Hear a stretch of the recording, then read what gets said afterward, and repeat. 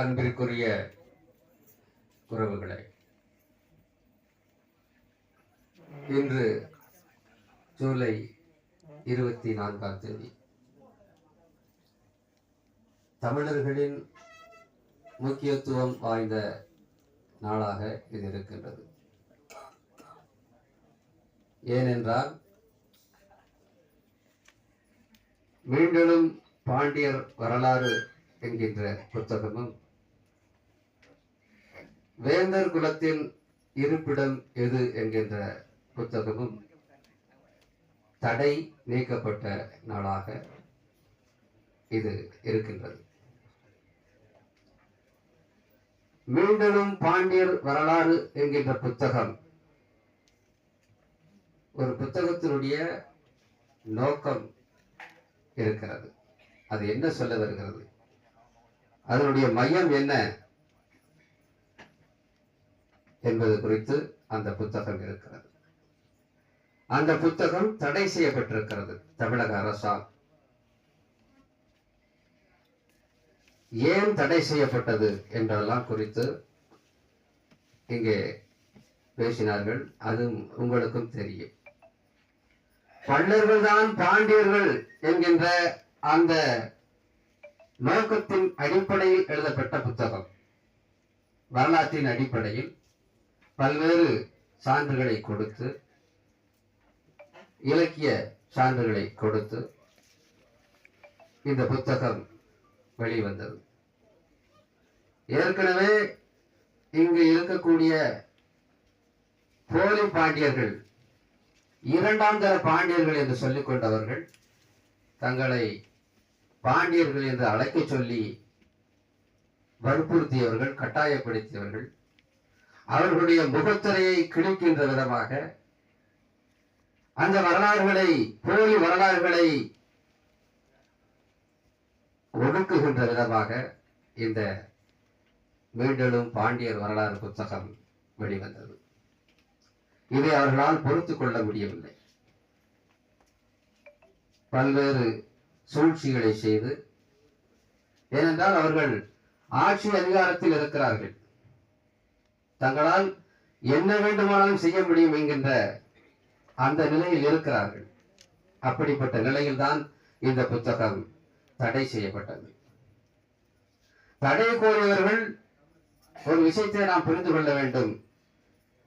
பாண்டியர்கள் பல்லர்கள் அல்ல, தேவேந்தர்கள் வேளாளர்கள் அல்ல என்று அவர்கள் தடை கோரவில்லை. அதில் சர்ச்சையான விஷயம் பேசப்பட்டிருக்கிறது சாதிகள் குறித்து என்றுதான் அவர்கள் தடைக்கு போனார்கள். இதுதான் மையம். அவனே ஒத்துக்கிட்டான். இதுல கை வச்சோம் அப்படின்னா இது தேன் கூட்டை விட மோசமான கூடு என்று அவர்களே ஒத்துக்கொண்ட ஒரு விஷயம். இன்று ஒரு சில பேர் ஒரு இது பண்ணிக்கிட்டு இருக்கிறாங்க. அவர்கள் குறித்து நாம் பேச வேண்டியதில்லை.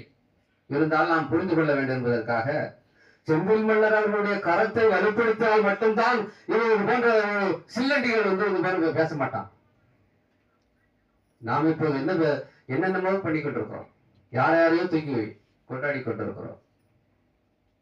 இவ்வளவு பெரிய வரலாற்றை மீட்டு தந்த நம்முடைய செந்தில் மன்னர் அவர்கள் குறித்தும் அவர்களுடைய பார்வையை நாம் அவர் மீது திருப்ப வேண்டும் என்று நான் இந்த நேரத்திலே சொல்லிக்கொள்ள விரும்புகிறேன். இந்த நூல் குறித்து பேசினார்கள். மீண்டும் பாண்டியர் வரலாறு எங்களிடமிருந்து எடுத்து விட்டார்கள், நாங்கள் தான் அந்த மையம் அந்த கருத்தை கொடுத்தது, புத்தகத்தையே திருடி போட்டா என்றெல்லாம் சில பேர் பேசினார்கள். நான் அவர்களிடத்திலே பேசினேன். புத்தகம் உங்களிடத்திலே இருந்து எடுத்து போட்டார் செந்தில் மன்னர் என்று சொன்னால், அந்த புத்தகம் தடை செய்யப்பட்டதே செந்தில் மன்னர் அவர்கள் மீது தேச விரோத சட்டம் பாயப்பட்டதே அவர் கைதாகக்கூடிய சூழலை உருவாச்சே.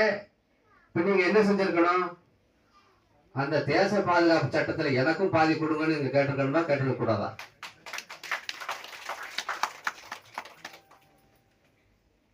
இதைத்தான் புரிந்து கொள்ள வேண்டும்.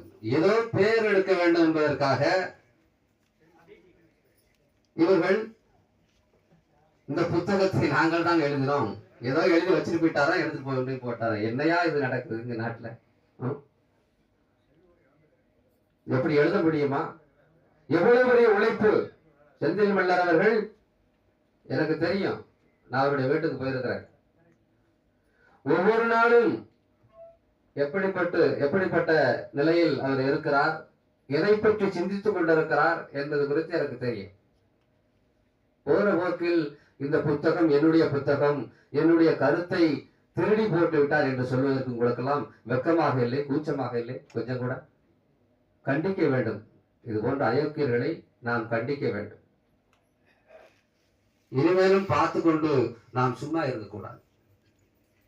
இந்த வேண்டலும் பாண்டியர் வரலாறு புத்தகம் 2ஆம் பதிப்பு இப்பொழுதுக்கான வேலையில் நடைபெற்றுக் கொண்டிருக்கிறது. இந்த புத்தகம் வரும் பட்சத்தில், நான் ஏற்கனவே இது குறித்து சொல்லியிருக்கிறேன், தமிழகத்தில் தமிழர் வரலாறு என்று இன்னும் முழுமையாக வரவில்லை. எழுதின புத்தகங்கள்லாம் என்ன இருக்குது? பல்லர்களை தாண்டி அந்த பல்லர்களை தமிழர் வரலாற்றிலே கொண்டு வரல. அவருடைய பங்கு என்ன என்பது குறித்து வரலாற்று ஆய்வாளர்கள் என்று சொல்லிக் கொள்ளக்கூடியவர்கள் நம்முடைய பங்குகளை மறைத்துதான் புத்தகத்தை எழுதி கொண்டிருக்கிறார்கள். ஆனால் பல்லர்களை தாண்டி, பல்லர்களை கடந்து எந்த புத்தகம் வந்தாலும் அது தமிழர் வரலாறு கிடையாது. அது அவன் வரலாறு, நம்மை வீழ்த்தியவர்களுடைய வரலாறு.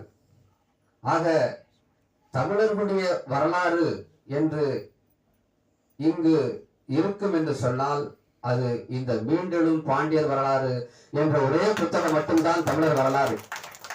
அதை கடந்து எவனாலும் இங்கே தமிழர் வரலாறு என்று எந்த புத்தகத்தையும் எழுதிவிட முடியாது. மீண்டெழும் பாண்டியர் வரலாறு என்ற ஒரே புத்தகம் தான் தமிழர் வரலாற்றை சொல்லுவதற்கு இருக்கின்றது என்பதை நாம் புரிந்துவிட வேண்டும். அப்படிப்பட்ட புத்தகம் வெளிவருவதற்கு நாம் செந்தில் மல்லர் அவருடைய கரத்தை வலுப்படுத்த வேண்டும். இன்னைக்கு சொன்னார்கள் பேசியவர்கள்லாம், சினிமா பாட்டு எழுதுறவனெல்லாம் அந்த சமுதாயம் எப்படியெல்லாம் பார்க்குது, அவனை எப்படி போற்றுது, கலாச்சார சீரழிவை எழுதுறவர்களை பாதுகாக்கிறது அந்த சமுதாயம். ஆனால் ஒரு தமிழ் சமுதாயத்தின் பண்பாட்டு கலாச்சாரத்தை மீட்டுருவாக்கம் செய்கின்ற செந்தில் மல்லர் அவர்களை ஏன் புறக்கணிக்கிறது என்பதுதான் என்னுடைய கேள்வி. புரிந்து கொள்ள வேண்டும், தமிழ் சமுதாயம் புரிந்து கொள்ள வேண்டும். அதிலும் குறிப்பாக தேவேந்திர குல வேளாளர் சமுதாயத்தை தவிர எல்லாருக்கும் செந்தில் மல்லர் தெரியுது. உலகம் முழுவதும் தெரியுது செந்தில் மல்லர்னா யாருன்னு. நமக்கு தான் தெரியல. ஒருத்தருக்கு ஒருத்தர் பொறாமப்பட்டு நான் பேசுற அது முக்காவாசி பேர் செந்தில் மல்லர் குறித்து பேசுறது அவதூறு தான் பேசுறான். என்ன செய்யறது? செந்தில் மல்லர் குறித்து அவதூறுகளை அள்ளி வீசுகிறார்கள். ஏன் அவதூறுகளை அள்ளி வீசுறான்? அதே ஒரு பின்புலம் இருக்கிறது என்பதை நாம் புரிந்து கொள்ள வேண்டும். செந்தில் மல்லர் போன்றவர்கள் அதிகார நிலைக்கு வந்தால் இவன்லாம் வச்சு பார்ப்பார, சவுக்கால் அடிக்க மாட்டாங்க, அடி. அப்படிப்பட்ட நிலையில் தான் செந்தில் மல்லர் போன்றவர்களை புறக்கணிக்கக்கூடிய வேலை நடக்கிறது. அதை நம்மவர்களே செய்கிறார்கள்.